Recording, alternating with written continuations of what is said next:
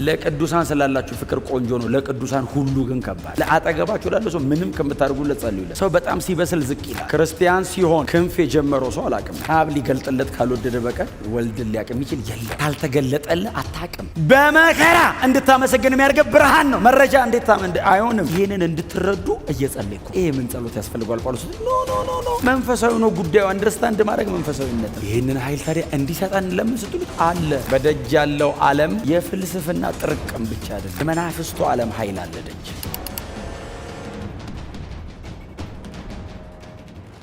የምስጋና ምክንያት መሆን በጣም ጥሩ አድርጎ መማር ብቻ ሳይሆን በጣም ጥሩ አድርጎ መሰጠት። ጳውሎስ የሚችለውን በሙሉ አድርጓል፣ አስተምሯል፣ ዋጋ ከፍሏል፣ ሄዷል። ቀጥሎ ያለው የጳውሎስ ትምህርት ሳይሆን የነሱ መሰጠት። ስለዚህ ጳውሎስን እንዳይሰጋ ያደረገው የኤፌሶን ቤተ ክርስቲያን ቅዱሳን መሰጠት፣ ዴዲኬሽን። በጣም ኮሚትድ ናቸው አሉ፣ ይተጋሉ፣ ይጸልያሉ፣ ህብረት ያደርጋሉ፣ ወንጌል ይሰራሉ፣ ሰዎች በእነሱ ላይ ይጨምራል፣ ይማራሉ፣ ያስተምራሉ። ከጳውሎስም ያልፋል፣ የነሱም ትጋት አለበት። ለቅዱሳኑ ሁሉ ደግሞ ስላላችሁ ፍቅር ቻሌንጅ። ለቅዱሳን ስላላችሁ ፍቅር ቆንጆ ነው፣ ለቅዱሳን ሁሉ ግን ከባድ። መርጦ መውደድ ቢኖር እንዴት ጥሩ ነው አይደለም? ወንጌላ ሁሉም በጌታ ፍቅር ወዳቸዋል። ድሮ ነበር እንደዚህ የሚባል፣ አሁን ዝም ብሎ ነው ራንደም ሊኖር ወዳቸዋል። ግብዝነት የሌለበት ፍቅር፣ ግብዝነት የሌለበት እምነት ብቻ ሳይሆን ግብዝነት የሌለበት ፍቅር። ለቅዱሳን ሁሉ ስላላችሁ ፍቅር ከሰማሁበት ቀን ጀምሬ ለእናንተ ያለማቋረጥ እግዚአብሔርን አመሰግናለሁ። አይነት ስጦታ ነው። ወንጌል ካላረገው በቀር ሰው ይሄንን ሊያረግ አይችልም። ይሄ እናንተ ጋር አለ። ይሄ የክርስትና ሰብስታንስ እናንተ ጋር ተገኝቷል። ወደ ላይ ሲባል በእግዚአብሔር ላይ ያላቸው እምነት፣ ወደ ጎን ለቅዱሳን ሁሉ ስላላቸው ፍቅር። ፍቅራቸው በምንድን ነው የሚገለጠው? አንዱ ለሌላው በመጸለይ ይጀምራል። ለአጠገባቸው ላለ ሰው ምንም ከምታደርጉለት ጸልዩለት። በገንዘብ መደገፍ ምናምን እሱ ሌላ ቀጥሎ የሚሆን ነገር ነው። እሱንም የምትችሉትን ነገር አድርጉ። አንዱ የተዘረፍነው ነገር እሱን አይደል? አንዱ ለሌላው መጸለይ እና ለቅዱሳን ስላላችሁ ፍቅር ማለት አንዱ አንዱን ይሸከመዋል በጸሎት፣ አንዱ ለሌላው ይጋደላል በጸሎት። የደከመ ካለ ያበረቱታል፣ ቀንበር የተጫነው ካለ ሼር ያደርጋሉ በርደን። መንፈሳዊ ነገር ማካፈል የሚችል ሰው ምድራዊ ነገር ማካፈል አይከብደው። በድካማችሁ አጠገባችሁ መቆም ከቻልኩኝ በጸሎት እናንተን መሸከም የምችል ከሆነ ያለኝን ነገር ማካፈልና መቆረጥ ማይነር ነገር። ሰው በጣም ሲበስል ዝቅ ይላል አይደል? አብስሎ ዝቅ ያደርጋል። በእውነት ነው ብላችሁ አብስሎ ያጥፋን፣ አብስሎ ያደብዝዘን፣ በእውነት አብስሎ ይግደለን። ጨክኜባችሁ አይደለም። እያደግን ስንሄድ የምንሆነው። ክብር ለእግዚአብሔር ይሁን። ዮሐንስ ወንጌል ምዕራፍ 17 ስታነቡ የዘላለም ሕይወት እውነተኛ አምላክ የሆንከውን አንተን የላከውንም ኢየሱስ ክርስቶስን ማወቅ ነው። የዘላለም ሕይወት ራሱ አንተንና እኔን በማወቅ ውስጥ መኖር ነው። ስለዚህ ጳውሎስ ሲጸልይ ምን አለ? አንተን የበለጠ እንዲያውቁ። የዘላለም ሕይወት እሱ ነው። የዘላለም ሕይወት ቁጥር ስፍር ለሌለው ዘመን ዝም ብሎ መኖር አይደለም። እንደሱ ቦሪንግ ነው፣ አሰልቺ። ለምንድን ነው መሬት ላይ ስንኖር ፍንድቅ ፍንድቅ ሳቅ ሳቅ እያለን ደስ ደስ እያለን የምንኖረው? የዘላለም ሕይወት ይሄ ነው፣ እግዚአብሔርን በማወቅ ውስጥ መኖር እንጂ ክርስቲያን ሲሆን ክንፍ የጀመረው ሰው አላቅም። ክርስቲያን ስትሆኑ ጨርቅ አትቀይሩም። ክርስቲያን ስትሆኑ የሆነ ነገር አትሆኑ። እሱ አይደለም ልዩነታችን። እግዚአብሔርን በማወቅ መኖር። ብርሃኑ እሱ በመገለጥ የሚገኝ እውቀት፣ በመረጃ የምናስተላለፈው ብቻ ሳይሆን ኢንላይትድ ነው የምንሆነው። ብርሃን ያገኛል፣ መገለጥ ያገኛል። ስለዚህ ነው ጳውሎስ አንተን ይበልጥ እንዲያውቁ አለና የመገለጥና የጥበብን መንፈስ እንድሰጣቸው። አብ ሊገልጥለት ካልወደደ በቀር ወልድን ሊያቅም ይችል የለም። ካልተገለጠልህ አታቅም። በጣም ጥሩ አድማጭ እንደሆናችሁ ራሳችሁን አትቁጠሩ። ብርሃን የሰበሰበ በፍጹም የኔ ኤፈርት አይደለም። የእግዚአብሔር ብርሃን መገለጥ ነው ክርስትና።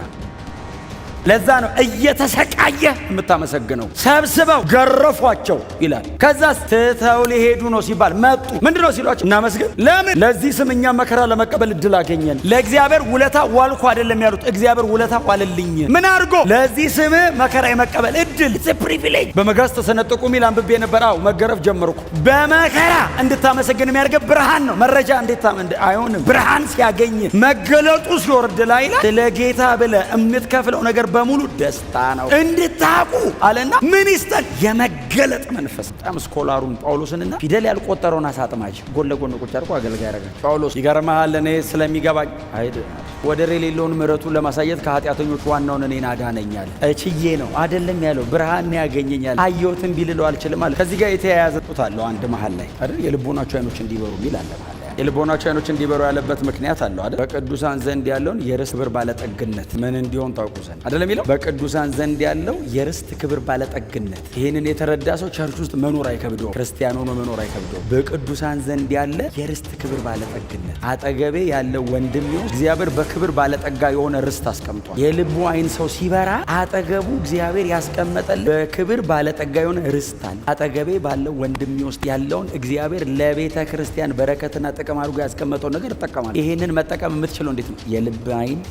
አንዳንዴኛ በእውነት ስለማንጠጋጋ እንጂ ጤነኛና ንጹህ በሆነ አይነት መንገድ አጠገባችን ያለውን ሰው ምንም ኢንቴንሽን ሳይኖረን በንጹህ ልብ ክርስቲያን እንደሆነ አስበን ከተጠጋ የማትጠብቁት ነገር አጠገባቸው ያለው ክርስቲያን ውስጥ አለ። የማትጠብቁት ነገር፣ ይሄ ሁሉ ነገር አለ ነው የምትሉ ሰው ቦታ የሚሰጠው የማይመስላችሁ ሰው እናንተ ጋር ሊኖር የማይችል ነገር እሱ ውስጥ አለ። ያለሱ ሙሉ የማትሆኑበት ነገር እግዚአብሔር እዛ ሶስት አስቀምጧል። ጳውሎስ ይህንን ዋጋ ሰጥታችሁ ኑሩ፣ ይህንን እንድትረዱ እየጸለይኩ። ይሄ ምን ጸሎት ያስፈልጓል? ጳውሎስ ኖ መንፈሳዊ ነው ጉዳዩ። አንደርስታንድ ማድረግ መንፈሳዊነት። አጠገባችን ካለው ሰው ጋር አብረን ገጥመን ብንሰራ አካል ይይዛል። አንድ እጅ ብቻውን አካል መሆን አይችልም። አንድ ላይ ሲገጣጠም ግን አካል ይሆናል። ይሄንን የክርስቶስን ውበት ለማምጣት እንድትያያዙ አንዳችሁ ሌላችሁ ውስጥ ያለው ነገር ምን አይነት ክቡር እንደሆነ እንድትረዱ ጸልያለሁ ይላል ጳውሎስ። የሚጸልየው ባይዘው እኔ እንዲገባኝ ብቻ አይደለም። እኔ ፍሬክስ ውስጥ፣ እኔ ዳጊ ውስጥ፣ እኔ ዳጊ ውስጥ፣ እኔ ባዜው ሌሎቻችሁ ውስጥ ያለው ነገር ሲገባኝ ከእናንተ ጋር ያለ ቦንዴጅ ይጨምራል። ከእናንተ ጋር በተያያዝኩ መጠን የክርስቶስ አካል ይገነባል። የመጨረሻ ጸሎት እኛ ለምናምነው ነው አይደለም የሚለው? ስለ ኃይል